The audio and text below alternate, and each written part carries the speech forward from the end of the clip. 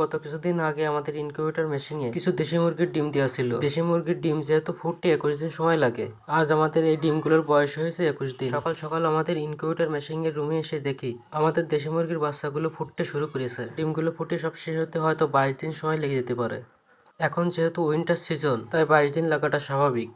গরমকালে 20 দিন থেকে বাচ্চা ফোটা শুরু করে। শীতকালে যেহেতু বাতাসে আর্দ্রতার পরিমাণ একটু কম থাকে, এই কারণে ইনকিউবেটরেও সবসময় সঠিক আর্দ্রতা রাখা সম্ভব হয় না। মেশিনে সঠিক আর্দ্রতা রাখতে না পারলে বাচ্চা ফোটার এই তারতম্য ঘটে। আপনারা যারা ইনকিউবেটরে বাচ্চা ফোটান তারা হয়তো সকলে জানবেন সঠিক আর্দ্রতা ও সঠিক তাপমাত্রা ডিম থেকে বাচ্চা ফোটানোর জন্য কতটা গুরুত্বপূর্ণ।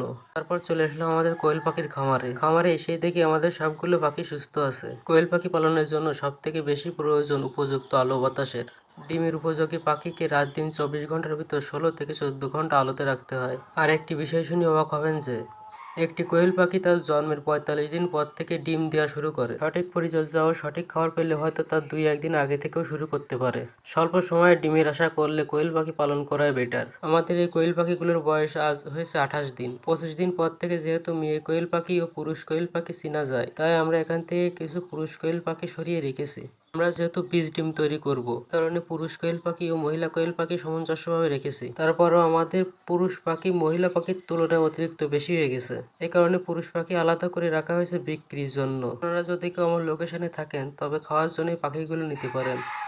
এখন যেহেতু বোরো ধানের মৌসুম, তাই আমাদের দিকে ফসল লাগানোর জন্য মাঠ থেকে জল সেচা হচ্ছে। মাঠ থেকে জল কমিয়ে যাওয়ার কারণে মাঠ থেকে অনেক দেশি মাছ পাওয়া যাচ্ছে।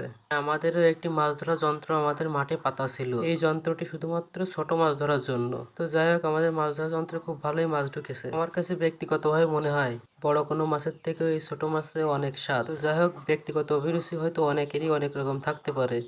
তো আজকের ভিডিও এই পর্যন্ত। সকলে সুস্থ থাকবেন। ধন্যবাদ সবাইকে। দেখা হবে অন্য কোনো ভিডিওতে।